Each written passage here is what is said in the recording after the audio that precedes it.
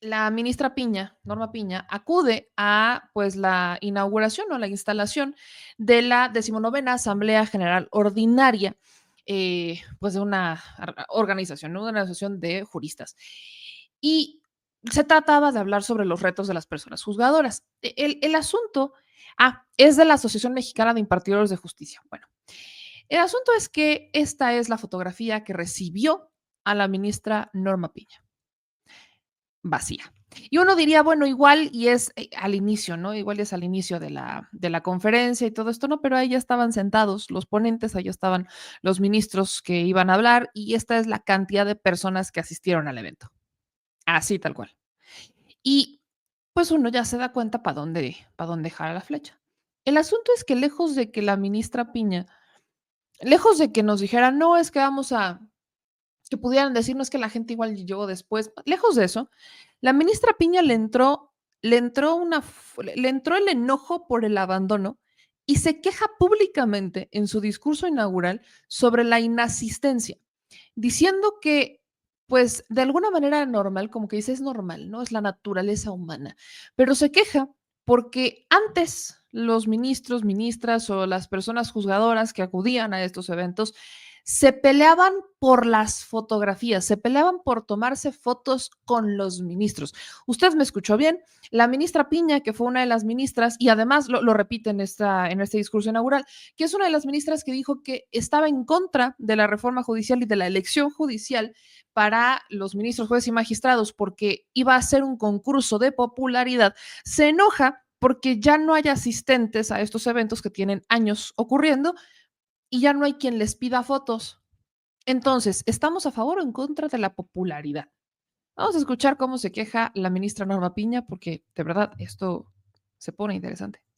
Amigas y amigos todos, agradezco al comité directivo de la Asociación Mexicana de Impartidores de Justicia, Asociación Civil, y especialmente a su secretario, magistrado Armando Maitret Hernández, por su gentil invitación a esta ceremonia inaugural de la 19ª Asamblea General Ordinaria, así como a participar dentro del panel de diálogo entre ministras y ministros de la Suprema Corte de Justicia de la Nación, actividad emblemática que desde hace varios años se ha convertido en un espacio de reflexión abierta e intercambio de ideas que han detonado mejoras en la impartición de justicia. Mi especial reconocimiento al ministro Jorge Mario Pardo Rebolledo, que sin lugar a duda alguna ha sido el alma de esta asociación. Les pido un aplauso para él.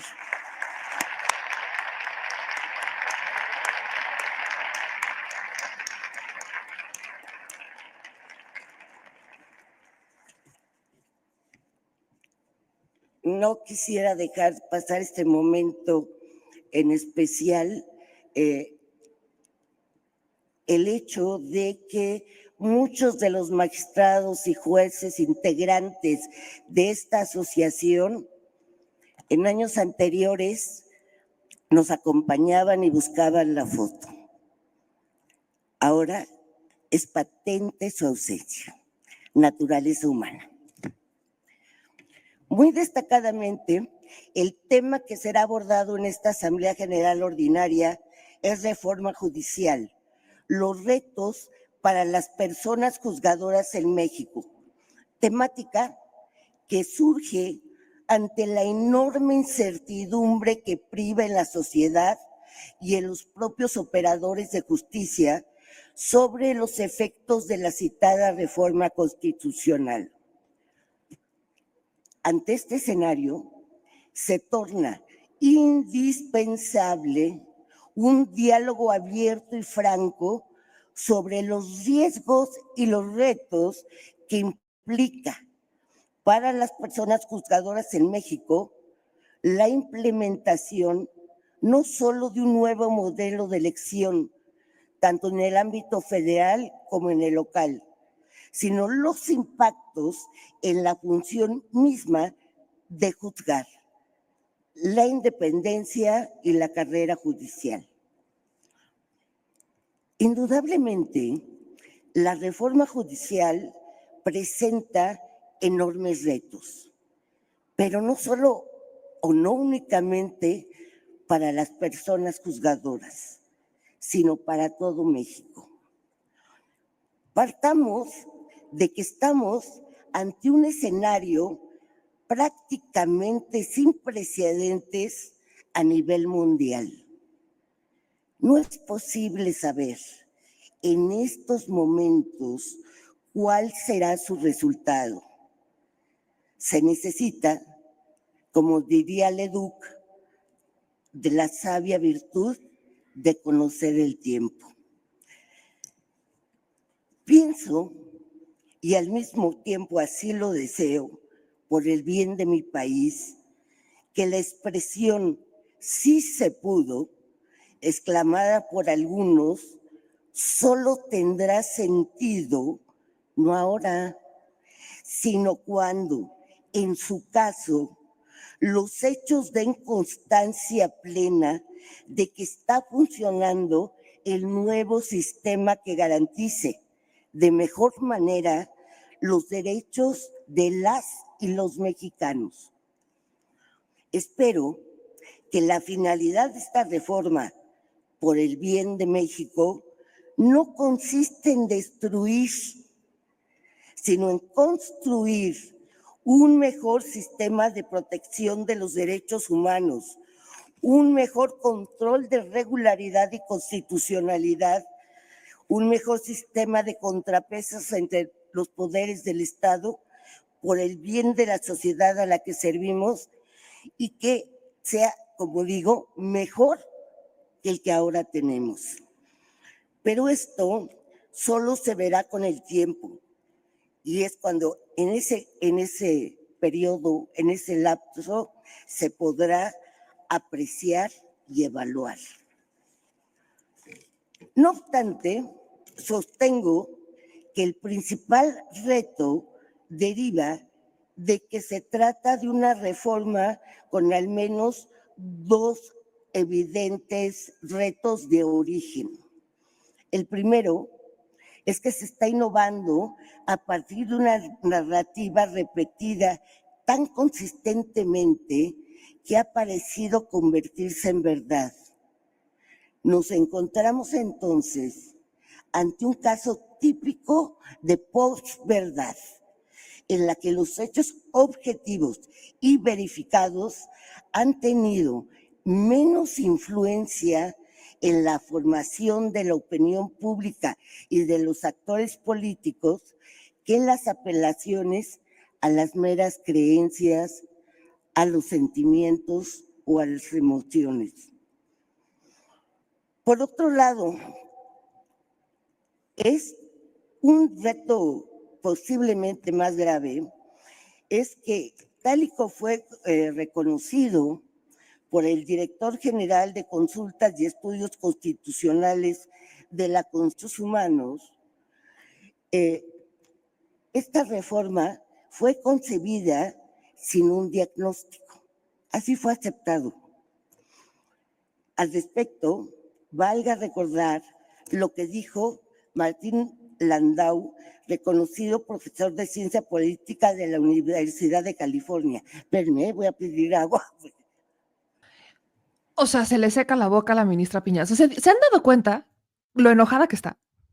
O sea, si le regreso un poco más al video, justo cuando hace el cambio, justo cuando la ministra Piña deja de, o sea, antes de empezar a dar su discurso de que está en contra de la reforma judicial o por qué está en contra y además dice, ojalá que aquellos que digan sí se pudo, no se, o sea, se refieran a un sistema de justicia mejor al que tenemos. O sea, está enojada y lo que le sigue. Enojada porque no fueron a tomarse la foto con ella. Enojada porque los dejaron solos, enojada porque, pues, ya no son populares, pero no el argumento original en contra de la reforma y de sobre todo de la elección de jueces, ministros y magistrados, era que no querían que esto se volviera un concurso de popularidad. Entonces, permítame ver si entiendo. No quieren que sea un concurso de popularidad, pero se enojan porque ya no son. Vamos a ya va a terminar su discurso, porque todavía habla sobre la creación de este gran sistema judicial, pero a como ella lo imagina. Contienen alguna probabilidad de error y no puede aceptarse a priori como correctas. Si una propuesta de política es el producto de una negociación, el resultado de un conflicto o el producto de fuerzas históricas o lo que sea, eso no cambia su estatuto epistemológico, mantiene su carácter hipotético. O sea, yo de verdad de verdad lo sorprendida que estoy, pero ahí viene la mejor parte. Ahí viene la mejor parte, porque dice la ministra Piña que no es de extrañarse lo que las voces que estamos a favor de la reforma judicial, de la elección judicial, pues la estén criticando, estén haciendo eco. ¿Se dan cuenta cómo ahora la ministra Piña quiere hablar de política? O sea, todo su discurso en realidad está de alguna manera entre la hipótesis, entre, o sea, es un discurso que de alguna manera se confunde entre o eres un ministro que imparte justicia o eres un actor político que toma participación. Se están quejando de los acuerdos políticos, se están quejando de la política, pero también se quejan de la inasistencia de jueces a este evento y de cómo ya no les piden la foto. Se está quejando de una reforma y de las voces que celebramos y que decimos sí se pudo, pero al mismo tiempo da a entender que la política no tenía, o más bien que la política no debía de tocar al poder judicial. Volvemos a reafirmar cómo estamos hablando de la ministra presidenta de la Suprema Corte y muchos otros ministros, no es la única, y también muchos otros integrantes del Poder Judicial, veían al Poder Judicial como un ente afuera de la política. Y quiero recordarles que es uno de los 3 poderes del país. Por supuesto que es político, pero los que lo integran o se quitan la máscara y son honestos o los despedimos. Escuchen esta última parte de lo que dice Norma Piña. De la elección de personas juzgadoras por voto popular, destruyendo el sistema de carrera judicial y profesionalismo construido durante décadas y sometiéndolos a presiones políticas constantes para asegurar su reelección, pudiese resultar en la advertencia de Tocqueville en el sentido de que esas innovaciones tendrán tarde o temprano determinados resultados y que se dará cuenta un día de que al disminuir así la independencia de los magistrados, no solo se ha atacado al Poder Judicial, sino a la República Democrática misma.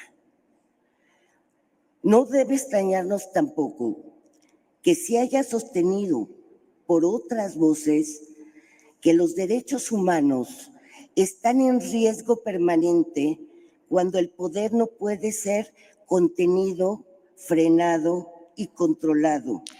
Y que uno de los propósitos de un poder judicial independiente es proteger los derechos humanos y ser un contrapeso al poder que podría amenazar tales derechos. Hasta ahí lo dejo, porque de verdad, lo que estamos escuchando en la ministra Piña es un pecado de soberbia, como dice Leti Contreras, peca de soberbia. Pero vaya, ya esta última parte ya es el cierre, ¿no? Ahora parece que tiene una bolita de cristal la ministra Piña, porque aparentemente es de decir o sea, ella está pronosticando terribles consecuencias que va a tener la elección judicial. Pero no solo es el pronóstico negativo, ¿no? Como las calificadoras, pero ni siquiera, todavía las calificadoras tienen mediciones, ¿no? Aquí es meramente por mis pelotas. El asunto de lo peor del caso es que dice que se está destruyendo y que no existen mecanismos para contener al poder. Pregunta, entonces el Poder Judicial debería ser el contrapeso que contenga a los demás, pero al que no podemos contener, porque ahí no aplica el principio de reciprocidad. ¿Por qué al Poder Judicial no le aplica el principio de reciprocidad? O sea, el Poder Judicial se siente, o vaya, algunos ministros se sienten como en esta lógica de decir, nosotros hemos sido los que controlan, los que contienen al poder, pero a nosotros ni se les ocurra contenernos porque entonces vamos a entrar en problemas. Eso es lo que está diciendo Roma Piña, para que todos lo entendamos y estemos claros en el asunto. Y además habla de las violaciones a los derechos humanos por la elección judicial. Que en estricto sentido, ¿cuál será la violación a los derechos humanos? Incluso entendiendo el proceso judicial, es un proceso en donde somos nosotras, las y los ciudadanos, que a través del voto popular, que es un voto a través de un sistema democrático que legitima una posición, vamos a decidirlo. Y si no quedan las personas usadoras que actualmente ocupan un poder y entrarían en este momento de pues, separarse del cargo, se les van a pagar, se les tendría que pagar lo correspondiente al periodo por el que trabajaron, como lo marca la ley. Esa es una violación a sus derechos humanos, porque además entendamos que vienen con sueldos gigantescos. O sea, ellos se van a ir, sobre todo los ministros de la Suprema Corte, se van a ir, los que renunciaron, los 8 que renunciaron, que no quieren estar en el proceso judicial, se van a ir con pensiones vitalicias millonarias. ¿En dónde está la violación a los derechos humanos ahí? Y muchos de los otros magistrados o jueces de distrito que también decidieron renunciar y no someterse a la elección, también muchos de ellos se van a pensionar anticipadamente, porque desde el Consejo de la Judicatura Federal aprobaron modificar sus pensiones para poder pensionarse anticipadamente. ¿Eso es violar sus derechos humanos? No los están dejando en la calle, no los están dejando desamparados, al contrario, están aprovechando sus últimos momentos para hacer su año de hidalgo. Los que deberíamos de reclamar el abuso somos los ciudadanos, no ellos. E incluso entrando en la lógica más grande, incluso en la lógica más grande de todo esto, ¿en dónde está la violación a los derechos humanos y el principio de reciprocidad? Y encima la congruencia, porque a quienes les valió cacahuate proteger, no han sido solamente a cientos de personas que han perdido su trabajo y que han intentado siquiera llegar a un fallo judicial, sino que creo que el caso más emblemático es del ESME. El ESME sí llega a la Suprema Corte, porque lo que pasa con el ESME, con la extinción de Luz y Fuerza del Centro, fue un acto de autoridad. Y en la Suprema Corte tienen el poder de revisar actos de autoridad y declarar si son legales o no. Y lo que hacen en la Suprema Corte es decir que no pueden hacer nada o que no podían hacer nada en ese momento, porque es un acto, o sea, lo que reclamaban los trabajadores de la extinta Luz y Fuerza del Centro es que Felipe Calderón, expresidente de México, en ese momento todavía presidente, tenía que hacerse responsable con las liquidaciones e indemnizaciones a las personas que él decidió correr, porque fue una decisión que toma el gobierno federal. Felipe Calderón dice que no, porque ellos estaban adscritos a la Comisión Federal de Electricidad, que ya tenía la categoría de organismo público desconcentrado, en vías de ser una empresa pública estatal, que es lo que se consigue con Enrique Peña Nieto. Entonces, Calderón toma la decisión de desaparecer Luz y Fuerza de Centro, toma la decisión de correrlos, de dejarlos sin trabajo, pero se lava las manos porque dice que ellos trabajaban en la Comisión Federal de Electricidad. Lo que dice la Suprema Corte es, lejos de que estos ministros apelaran a decir, bueno, el que toma la acción, el que toma la decisión, el que decide es un acto de autoridad, es el presidente y por tanto él tiene que hacerse responsable con las indemnizaciones, dicen, el presidente tiene razón. No podemos hacer nada, a él no lo podemos obligar a hacerse responsable, tiene que ser la Comisión Federal de Electricidad. Y la Comisión Federal de Electricidad, debilitada, disminuye, además, con la instrucción clara, no indemnizaron ni a la tercera parte. Entonces, ellos sí pueden ser cómplices de una violación a los derechos humanos y laborales, pero cuidado ya ellos los toquen cuando además les van a entregar indemnizaciones en el dado caso de no quedar, de no ser electos. Y los que decidieron no someterse al voto popular van a prejubilarse o irse con jubilaciones millonarias. Entonces, por supuesto que esto lo vamos a criticar y cuestionar, porque por mucho que no podamos cambiar mucho de esta situación, porque quienes pueden hacer modificaciones al presupuesto y demás son los diputados federales, pero por mucho que no podamos en realidad hacer algo nosotras y nosotros con la decisión de sus jubilaciones millonarias y demás, no quiere decir que nos vamos a quedar callados y decir, ay, ya, como ya pasó y no podemos hacer nada, pues entonces ya, siguiente tema. No, no, no, no. En realidad lo que hace falta es seguir alzando la voz, seguir evidenciando lo que está pasando con estos ministros que de una manera además bastante ridícula, permítanme decirlo, se enojan porque ya no asisten tantas personas a sus eventos y entonces ya nadie se puede tomar, ya nadie los busca para tomarse una foto con ellos. Hagan de cuenta que la ministra Norma Piña se volvió una Xóchitl Gálvez. Al menos a ella no se le fue el prompter o el guión. Pero ya que estamos hablando de esto, hasta pareciera que, que queda de a tiro, porque la ministra Piña se queja porque nadie se quiere tomar fotos con ella. Y por ahí leía un comentario, ¿no? Que decían es que a Claudia Sheinbaum no le piden fotos. Pues como diría Cabecita de Algodón, tengo otros datos. Ahí les va la imagen de lo que acaba de pasar no hace mucho tiempo, en Monterrey, Nuevo León. Así es como recibieron a la presidenta de México en Fosfolandia.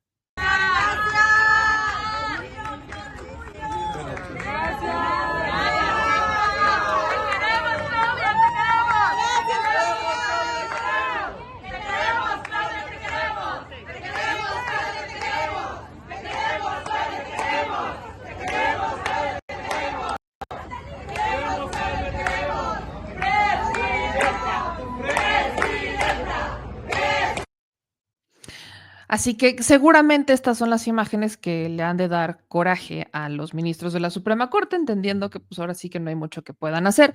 Ellos quisieran ser a los que reciben así, pero se quedaron muy atrás y ahora se quejan, pero es que no querían que esto se convirtiera en un concurso de popularidad, pero ellos mismos lo convirtieron en un concurso de popularidad. Y pues aquí estamos, básicamente, aquí estamos.